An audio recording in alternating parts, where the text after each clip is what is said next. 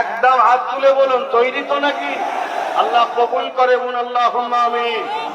এই লড়াইয়ের দুটোর মধ্যে একটা নিয়ামত আপনারা পাবেন।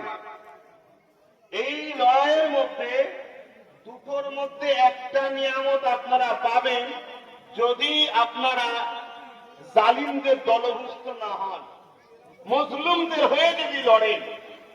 এই লড়াইয়ে আপনারা দুটোর মধ্যে একটা জিনিস পাবেন, একটা হলো হয় শহীদের মর্যাদা আর নচেত গাজীর মর্যাদা, আর দুটোই হলো বেহিসাব জান্নাত। জোরে বলুন সুবহানাল্লাহ, আরো জোরে বলুন সুবহানাল্লাহ।